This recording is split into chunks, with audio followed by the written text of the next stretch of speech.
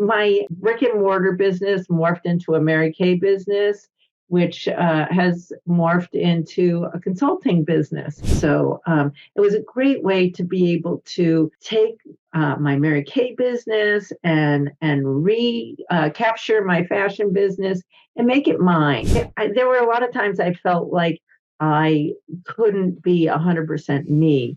And having Nan Patrick Knows took that beautiful product line and I can interpret it the way I want to interpret it, and I can give the recommendations that I want to give. And I think I'm much more useful that way than. Welcome back, friends, to the Discovering Your Calling podcast. I'm your host, Sherry Miter. And today I am here with a dear, I hate to say old friend because makes it sound old, but a friend that I've known for a very, very long time. We go back, way back in direct sales days. So I'm excited to have this conversation because Nan has had a lot of seasons of her calling, and we're going to dive into that conversation today. So welcome, Nan, to the Discovering Your Calling podcast.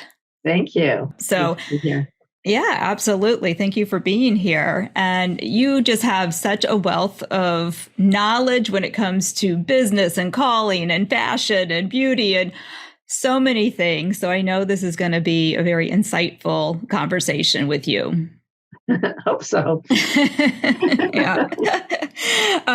So share with the listeners a little bit about where you're at today in life. Like, what are you doing that you're passionate about and you feel like, oh, this is my calling right now in this season? What does that look like today for you?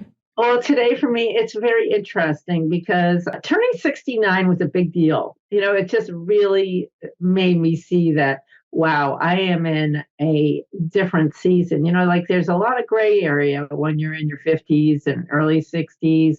And boy, hitting that 69 thing was like, holy moly. And so one of the things that, I struggled with was, am I too old for this? And, all that kind of stuff. And I just feel that right now, flexibility is really huge. I used to be in the brick and mortar retail business. And so that it's just so great to be able to come and go as I want. Fortunately, I have been really good with money my whole entire professional life, which started at age 23. I'm a big believer in systematic saving. And so I have enough money. I don't have to worry about what, where the next meal or the next anything is. And so that makes me very, very happy and lucky. And that's not really lucky. That was planned.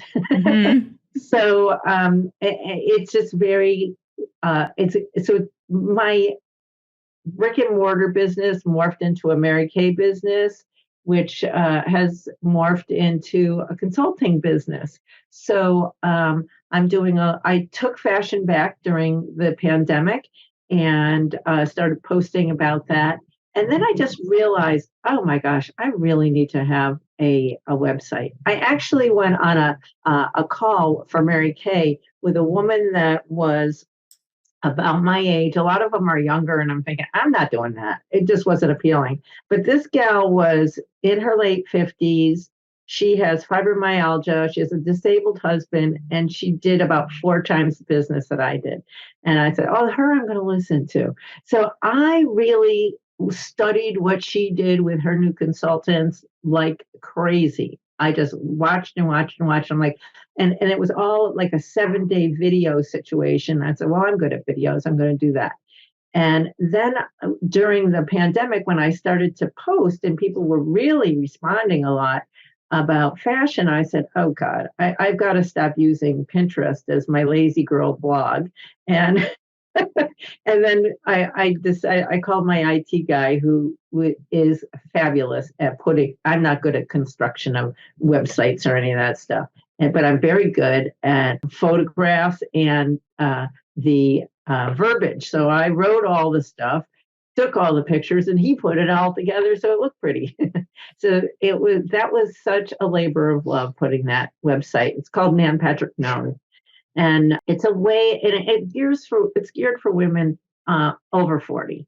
And so as our bodies change and our skin changes and our hair turns gray and all this kind of stuff, there are things that you are going, am I too old? Am I frumpy? Is this, whatever. All of that gets addressed at Nan Patrick Knows. So it was a great way to be able to take my Mary Kay business and recapture my fashion business and make it mine. I mean, when you, as a Mary Kay beauty consultant, I mean, I'm one of a million beauty consultants in the United States, and then there's countries all over the world. So there were a lot of times I felt like I couldn't be 100% me. And having Nan Patrick Knows took that beautiful product line, and I can interpret it the way I want to interpret it, and I can give the recommendations that I want to give. And I think I'm much more useful that way than. Yeah. And I love watching you, make this change and just really come into your own. It's been so fun to kind of be on the outside and watching this happen because Nan and I were, Nan is still a sales director, and when I was in direct sales and in Mary Kay as a sales director. So we've known each other. We grew up in Mary Kay together as consultants and then becoming leaders.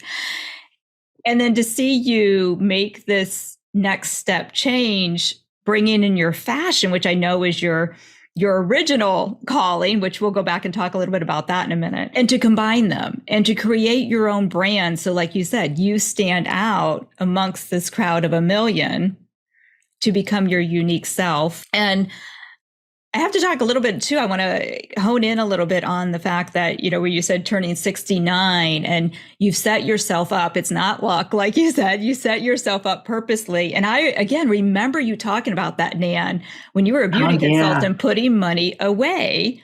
Right. My $100,000 story. Yeah. Mm-hmm.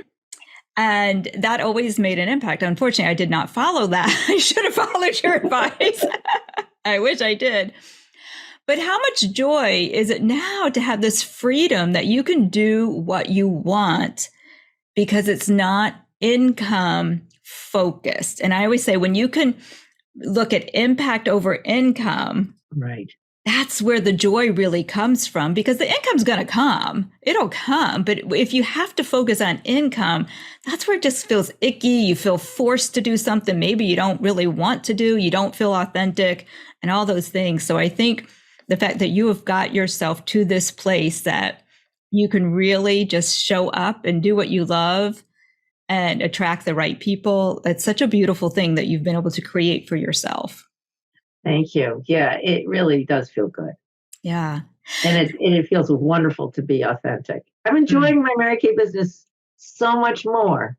Like, just for an instance, you're going to laugh at this one, Sherry. For the listeners, Mary Kay has career apparel. And when you hit a certain level, you wear a certain thing, and it denotes where you are in your business. And I have to say, when I became a brand new sales director, I was very, very proud and happy to wear the suit. But wearing it for 20 years and it was not my color, it was not my style this year. And I said, I'm not buying that thing. And so I went to a Mary Kay big meeting, like 300 people. And I didn't have my director suit. So I didn't wear it. I wore something that was flattering. And it was just really it really felt good to just go as 100% me. If somebody wanted to think I'm a beauty consultant, well, that's fine. Mm-hmm. You knew who inside. And I love to get, that you are in that place of that pure confidence. Yeah. It's such, again, a freeing place to be when you can truly show up as your authentic self, that you're not worried about what other people, because I think in our 30s or 40s, at least for me, it was like worried so much about what other people thought. Always. And then, one of the things that really struck me a couple of years ago, and there were so many years, particularly in my Mary Kay years, where it really bothered me if somebody didn't like me. Like, one of the criticisms I've gotten as a woman from the store and in my Mary Kay business is you're too pushy and you're too strong and too blah, blah, blah. And I just thought, you know what? Would you trade places with that woman that doesn't like you? And it's never been a yes, Mm-hmm. never. Yeah. So, if you don't want to trade places with somebody that you're trying to please, get off of that train. It's not worth it. Yeah. Yeah. And I have to pause on that one because for someone listening right now, maybe you're in that spot that you're trying to figure out, like, what is my next? What is my calling? And like Nan said, you're never too old to figure that out. So no matter what age you are listening to this, you are going to have people who are going to question what you are doing, who are going to criticize what you're doing, who are going to tell you all the reasons why you shouldn't be making that change. And take Nan's advice. Would you trade places with that person? And if the answer is no, why are you letting them decide your future? Why? That's right. So, such great advice. Let's go back though, Nan. Let's go back to the beginning of your first calling, we will call it, of when you opened up your own brick and mortar store. What prompted you to even do that? And when was that? I was 23 years old, so I don't think I can really say it was my calling. Although I do come from a family of fashion. You're going to love this story. My great grandfather bought a sweepstakes ticket in 1900, and it was 25 cents. He and his two brothers each put in 25 cents. And in those days, that was a lot of money. And he was a really poor peddler in the Catskills in New York State. And he won $15,000 in 1900. He took his $5,000 and became a retailer in Tannersville, New York. And that store during the Depression was moved to Albany. It was Huntingsbaum's, and that store lasted for 102 years. And from that store, I had a cousin that has 50 stores based in the Albany area. That's Peter Harris. There was Priceless Kids, another cousin that had 30 stores. I had a cousin that started Dress for Success. There was a regional department store, Denby's, in the Troy area that was a relative. And then I had the specialty store. So wow. I know. I never knew that. I did not. I've never heard that story. I didn't know you were related to the Peter Harris. Like that's, yeah. And Denby's. I remember my mother-in-law talks about Denby's all the time. She shopped at Denby's in Troy. Like, yeah, that's so, I'm so glad you shared that story. Love it. My great uncle had a Madman office. I used to go in there and go, oh my God, he had a bar and a bathroom in his office. It was like just crazy. And I loved it. He had an escalator in the store. So you've made it when you have the escalator. Oh, wow. That was big time. Going to Troy and riding an escalator. Oh, my God. I love it. So anyway, that was, so retailing was very much part of, and my father was a businessman. And, I have to say, when you come from a Jewish heritage, there are a lot of people that own their own business. Jews couldn't get jobs in insurance and banking and all these traditional things. So many of them opened up their own business. So it was my culture it wasn't a calling so much. It was like something that just was like my father said, it started as chit chat one day, like, Dad, I'm going to go and make you a rich man. Because he had bought this dumpy old building in Glens Falls, New York, renovated it, and there was this beautiful craft store in Glens Falls. And I was joking one day, and I said, "Hey, Dad, I'm gonna." And I was working at the store. I just graduated from college, so I was just there because what else do you do when you graduate from college, right? And so I was saying, "Oh, I'm going to make you a rich woman. I'll open another Monument Square somewhere." And so he said, "Where would you do it?" And I wanted to live in Burlington, Vermont. And I said, Burlington, Vermont has never had a downtown that ever died. It has always been vibrant. And they were smart enough in the 80s to make their main street, which is Church Street, a walking street.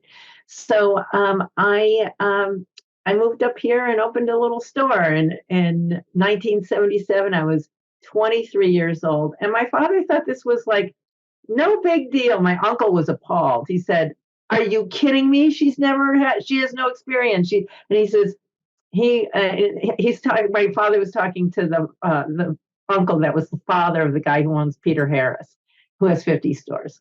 And he said, how much did it cost you to send Peter to get his master's in business? He went to Dartmouth. And he says, was it $10,000? Now, this is back in 1977. So my uncle said, yeah, probably. He says, well, if she loses $10,000 in her first year, that's her first year of graduate school. But I made $3,000 above my huge salary of $125 a week. That was my, illustrious start in the retail business. So, yeah, it wasn't a calling. It was more like, yeah, this will be fun.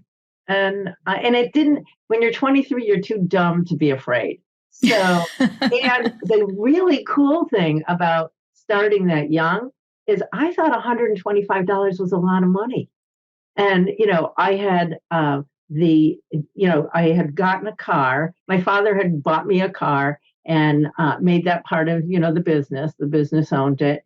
And so everything I did was, I could write off to the business, and I paid myself that huge salary of I think I paid myself $125 for my first 3 years in business. I lived in apartments, it was like I was still a kid mentally, so I didn't have a lot of expenses. And so that was an advantage of opening. And then the second year I was in business, my father, he had very wisely made me a division of his company. So I got shipped open account. That is huge in the retail business.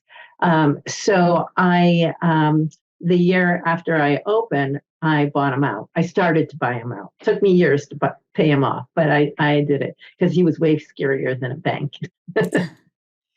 I love this. So, to see that you had that unique advantage. So many people that want to start their business today come from traditional backgrounds of their family, had the 9-to-5 job. You go to college, you get a job that provides you security and benefits. So how fun for you that you came from this family that, no, go start your own business, and allowed you that freedom to do that and supported it.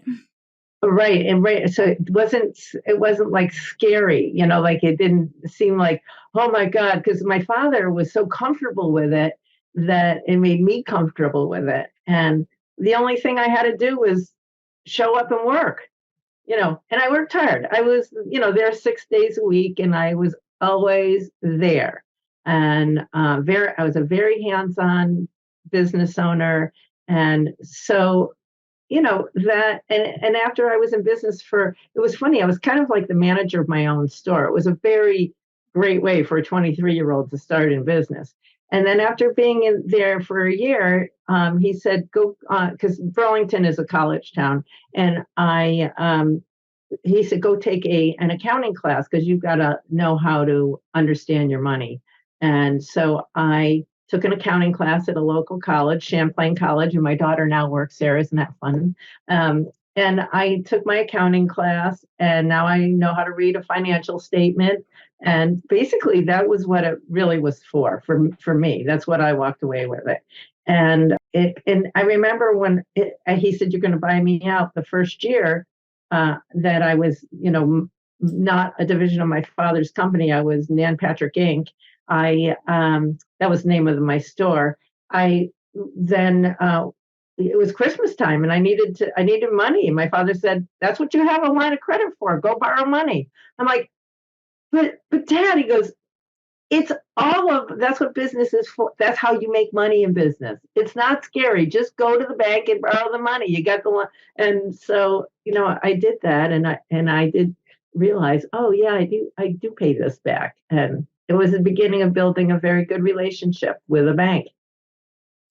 So again, just, to see that you had somebody in your corner, right, mentoring you really on how to do this, happened to be your dad, but you had that mentor that was ahead of you, showing you the way, giving you that confidence, making it seem it's just the next thing. You just go to the bank, you get an account, that's such Yeah, So such a blessing there. Mm-hmm. it was such a blessing. And it was so nice that my father believed in his daughter.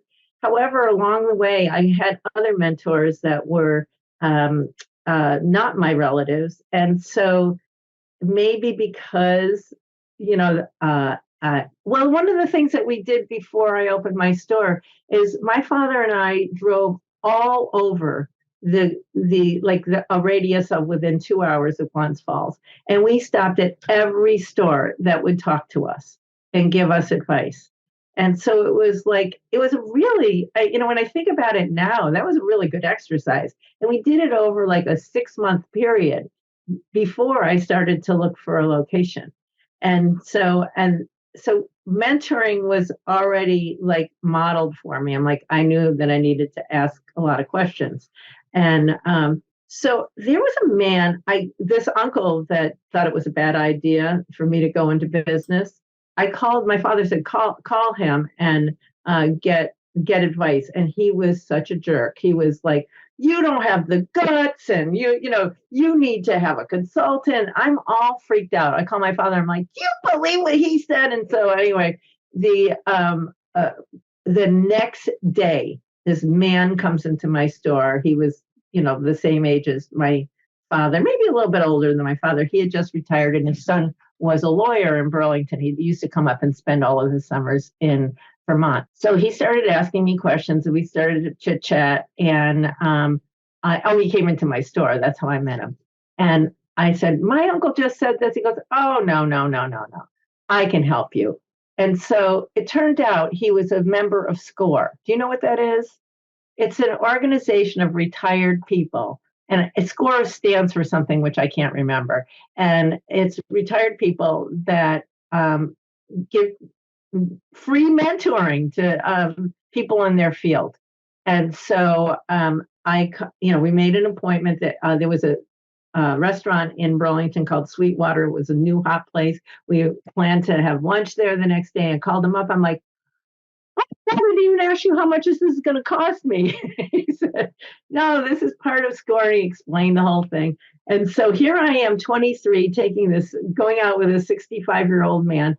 And when the bill came, I grabbed the check because, men in that generation, boy, and he just was so floored that this young girl took him out. And we had for the rest of his life, we were friends. We would see each other all the time when he came up to Burlington in the summer, and he lived in Florida in the winter. And I would call him up. And so he was a non-relative mentor. So there are mentors everywhere. Mm-hmm. Yeah.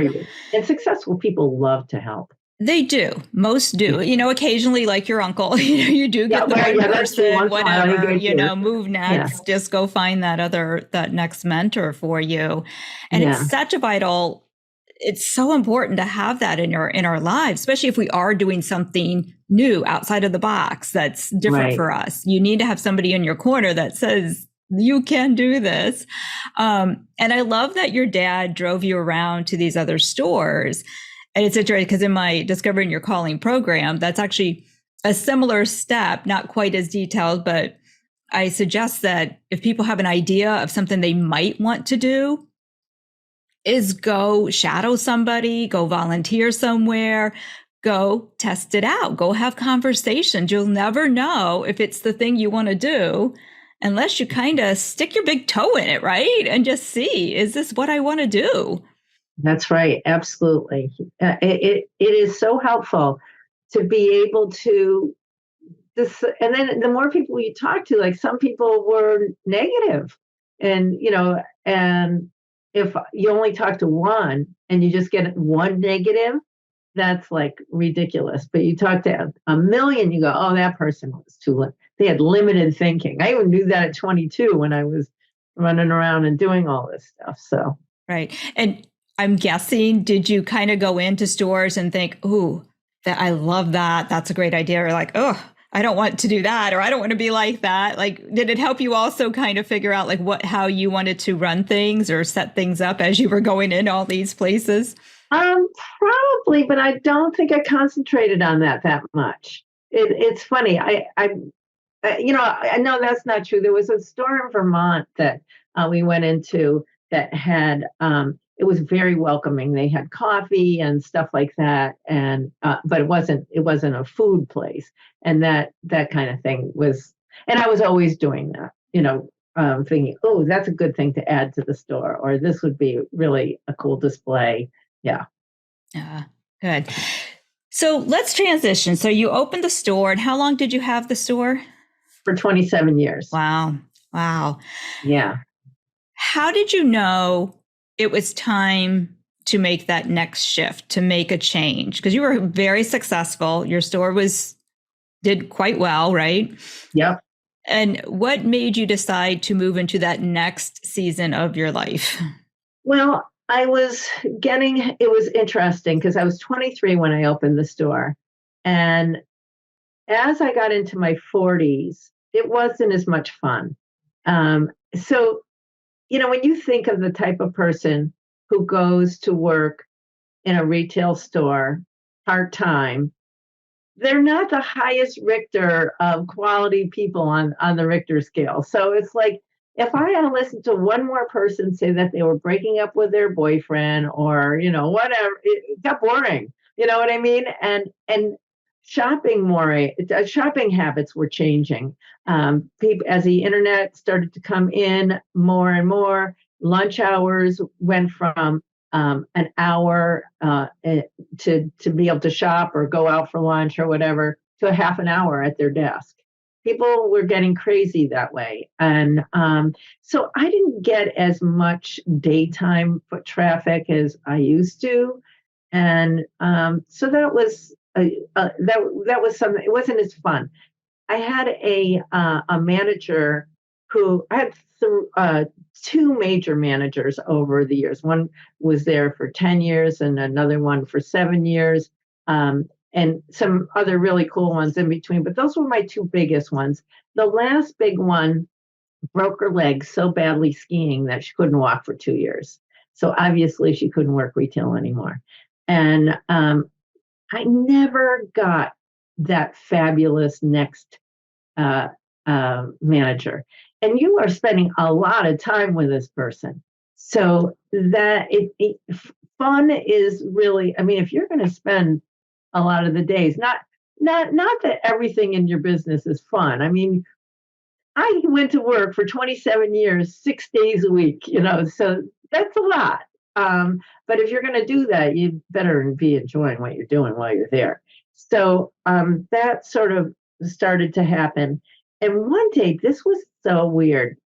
6 months before I did close the store, or 7 months, whatever, my brother said, you know what? I had become a Mary Kay beauty consultant as a side hustle because I was a color consultant and I wanted makeup for my color consults. And so I became a beauty consultant along the way and with Mary Kay. And my brother said, you should take your Mary Kay business seriously. Why don't you, it's going to be a really good retirement business for you. And I'm like, I'll take it under advisement. Meanwhile, during my time that I was a beauty consultant, the only thing I ever did was see one person at a time. I never did parties. I thought that follow-up facials were stupid because what do they need me for again? It's like, God, I was missing the point of building a relationship, duh. And so anyway, I thought, well, if I'm going to do that, I better start, as you said, dip my toe in. I thought I better start to do the marketing plan the way Mary Kay teaches it, because I'm going to have to teach it to others. And wow, my sales went from $300 a week to $1,000 a week. And that's 20 years ago. And my team started to grow and I'm like, so I thought I had 3 more years on my lease at the store. And I thought I was going to just run the lease out and then become a sales director. But the business was growing so fast. And 6 months down the road, this is weird. I still went to the store, still making my calls, still doing everything that I always did all those years. But the sales in October, I decided this in May or June. In October, I was doing $300 a week when we were supposed to, not a week a day, instead of $1,500 a day. And I'm like, what the heck is going on here? It's like the business just dried up. I had $1,000 in my checking account. I called my brother and I said, have $1,000 in my checking account and I've got my bills to pay next week, which were like $27,000 a month. I said, I don't feel like borrowing the money this time. And Josh said, well, go out of business. You should have gone out of business 5 years ago. He says, and call Peter, because Peter is the one that has the 50 stores. He'll tell you what to do. So I did. I called my cousin. He told me what to do. I did everything he told me to do, except for one thing. I had a woman that had been working with me for 22 years in my back room. And I gave her a year's severance. Peter said that was nuts. And I'm like, no, I don't care what you say about this. It's the right thing to do. And my father said, you will never miss that money. And it will make all the difference in the world to her. And it's a thing to date that I am the very most proud of in my business world. Oh, that just gave me shivers, Nan. I love that so much. And it's so true that sometimes, that again, it's impact over income is like it's like taking care of people in our lives. Yeah. That have served us. Of me for a long time, and she was efficient. Man, she was great at what she did. We used to have a little sign that said, Donna's Cave, enter at your own risk.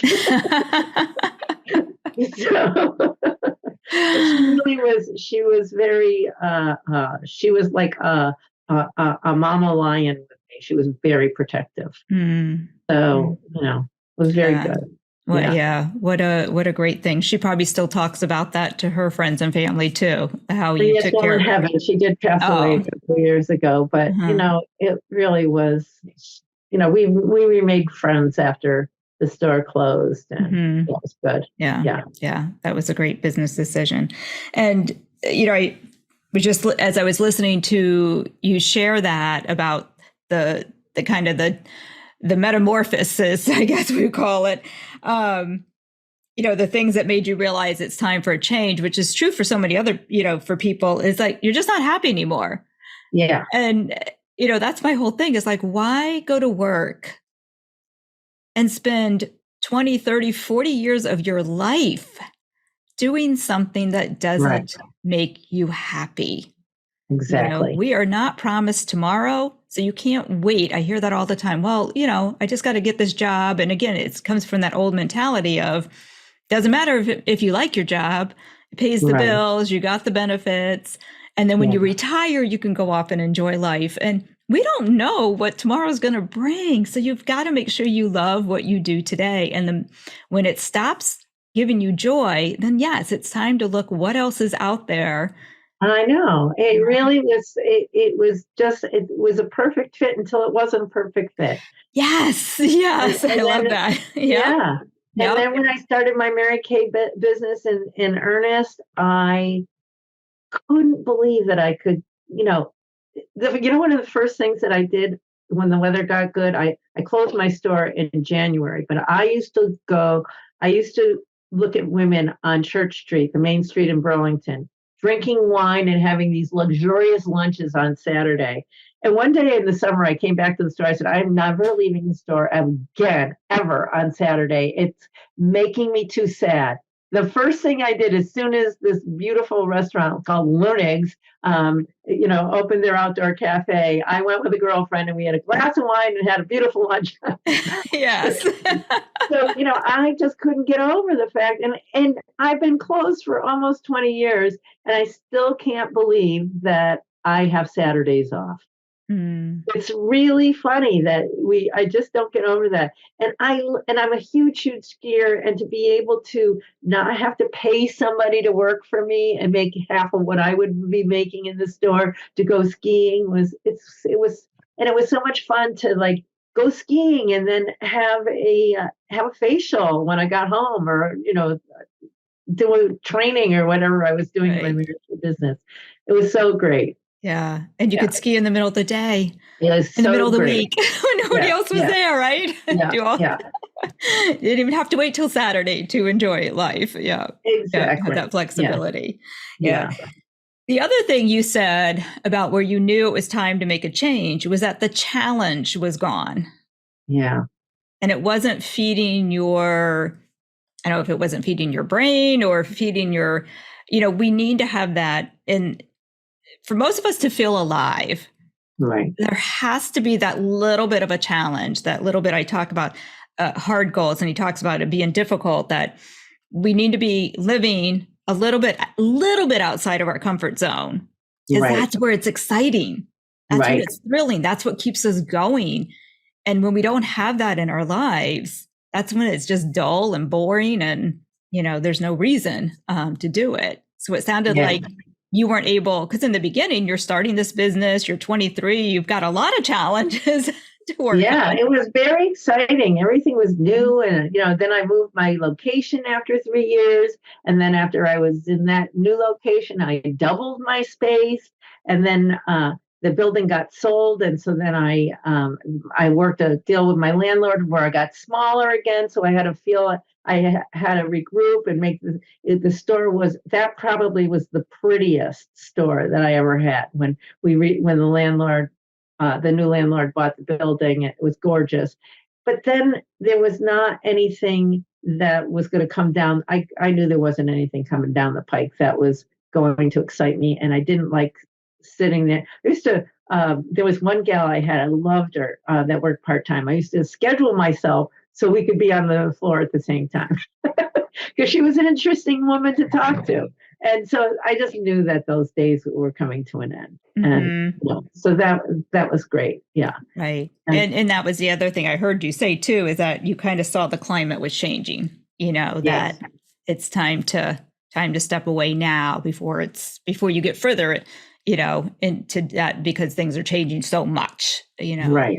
Yeah. And that going out of business sale, man, that was clean and easy. I didn't have to work for a buyer, and people come out of the woodwork when you put going out of business sale in your window. So, it was just, I made a lot. My cousin was very right and very, very smart and showing me the way on how to go out of business. That was really great. Good. And then, then Mary Kay was rolling along and it was really exciting, wanted to grow.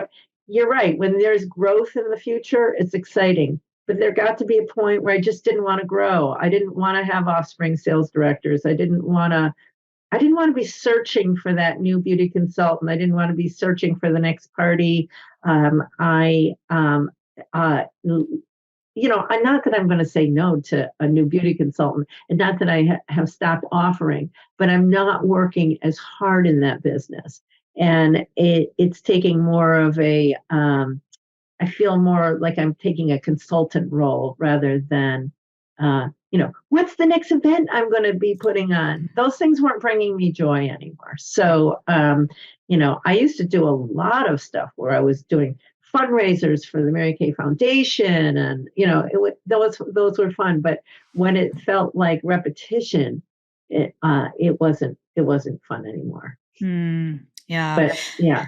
And I think that's so cool, with what you've done, Nan, is that you really do pay attention to like that joy in your life, the happiness. And as soon as that starts to wane a little bit, and yes, I mean, there's always going to be ebbs and flows of that. But when you see it as a constant, like, this is just definitely not giving me joy anymore, it's time to change a little bit and tweak a little bit. And how can I combine things? And that, which is, again, leads us back to how we started, what you're doing today, where you took that love of fashion that you had when you had the boutique store, the Mary Kay, and the part of that with the color and all those things that you love, and combined it into Nan Patrick knows. And, yeah. And you're sharing all these things that you really love. Any regrets or surprises along the way? I don't really have that many regrets. And the surprise was that change does happen. I was surprised when I went, I don't want to have this store anymore. I don't want to schlep anything out of my office. Everybody comes to me. So there's no more outside stuff for me with my Mary Kay business. And it just I'm one of these people who thinks that something's going to happen forever, and it doesn't. It's like, it's so funny. I had that store for 27 years, and I thought that was a lifetime. And now I look back on it, it was almost 20 years ago next year will be 20 years that I closed the store. And I now realize it was a phase in my life. It wasn't my life. Mm-hmm. Yeah. So I think that's my surprise that change does happen. And you just, I love this joke. A guy is, and he's in a flood, right? And he's on the top of his roof, and he prays to God to save him. And then somebody comes by in a rowboat, says, "Come on, hop off." He goes, "No, God's going to save me." And then the next guy comes in a kayak, same thing. Somebody comes with a helicopter and throws him a rope, same thing. He dies, drowns, goes to heaven, and the guy goes, "God, what was the story here? I was praying to you to save me." He goes, "I sent you a boat, a kayak, and a helicopter." I know. I love that story too. Yeah. So, you got, I think that you got to know the signs when they're, Mm-hmm. we all are wearing the ruby slippers. We just have to click them together. Yes. Yeah. Yes. Yep. Yep. And be willing to listen. I always say you got to sometimes just get quiet enough to listen to what you're really thinking inside. We have the answers are inside of us. Yeah. Yes, we need those mentors and people to call when we need to talk things through. But usually your gut knows when it's time to make a decision. Right. But we get so busy, we don't listen to what our gut is really saying. Well, and also I think that, all that stuff that they talk about, neuropaths in your brain, that those are, the path well worn is much more comforting than walking down that brambled path that you're going to probably get your legs scratched and all that. But that really, when you walk down that path is the one that has, oh my God, this beautiful view of the lake and the mountains, and and you come into this beautiful beach, whereas the well-worn path has garbage on it. People have walked on it. It's not as pretty, right? But it's easier to walk on. Oh, 100%. 100%. So you gave some valuable advice to this whole conversation, but if there's somebody listening right now and maybe they're at that place that like, maybe it is time for me to make a change because I'm not having fun anymore at what I'm doing. Yeah. I kind of see the writing on the wall like you did that, like, this is going to change. Yeah. And the challenge is gone. What advice would you give them? Well, I think that you got to look at what you have to have your mind open to things that could be possibilities. Because, like, if I had sat there in the last 5 years of my store and said, my brother said, "Why don't you take your Mary Kay business seriously?" I'd already started a Mary Kay business because I gave one too many referrals away. So that's why I started it, and it just seemed logical. And so that was like, what if Josh had never said that? I mean, I don't know. So and then when I was transitioning, it's still a Mary Kay sales director, but what if the pandemic never happened and I didn't post a couple of things about fashion that day? I love to take clothes. Like I take ballet lessons, and you have to go in stuff that's stretchy and that you can sweat in and whatever. And then 2 minutes later, I may need to be meeting somebody for a coffee for my Mary Kay business or whatever, or going for lunch and having wine sitting outside in a patio, right? So I have to look good, So I have to look good for a business meeting for whatever reason, and so it's a matter of just changing. So what I started to just post is just change the shoes and change, add a pair of earrings, and maybe put a deeper color lipstick on, whatever. And people are like going, like, "Are you an influencer now?" After 3 posts, and I started laughing. I'm like, "Yes, I've been an influencer since 1977." Yeah, I love that. Yeah. Well, Nan, and if definitely follow Nan on social media, and your website is Nan Patrick Knows, right? Correct. Yeah. Feel free to subscribe. Yeah. And it's well worth it because she does have fun posts. I love following you. And I love when you do the, which would you wear kind of thing. And Nan's also great on just helping you figure out your colors. Like if you want a color consultation, you've been valuable for me too. And even in the transition now that we're going a little more gray, making those things. Cause just like our seasons change at our work, our appearances change, like it or not. It does. Yeah. So we always need that revamp all around. So definitely follow Nan. Anything else, Nan, that you want to close with before we wrap this conversation up? Well, I just think that, you have to look at the signs. They're not always like, they don't usually happen in the form that you imagine them to happen. And so flexibility in your approach is probably a good idea. Great advice. Great advice. Because I've yet to see a neon sign telling me which way to go. Wouldn't that be nice? Yes, I wish for it. I haven't seen it yet, or a billboard. Yeah. So, well, Nan, I knew this conversation would be fun. I love the stories of your family and how you got into retail and, your grandfather winning the lottery to start, like how crazy. Yeah. Yeah. So fun. So fun. And that you share that story. So the tradition goes on and keep that memory alive. So, yeah. Thank you so much for being a guest on the show. Definitely listeners, follow Nan if you want to connect with Nan. Actually, Nan, what is the best place to connect with you if somebody really wants to learn more about your services? NanPatrickKnows.com. And every page has a book a time with me. So it's very easy to find my calendar and perfect. Connect. All right. And we will have that in the show notes.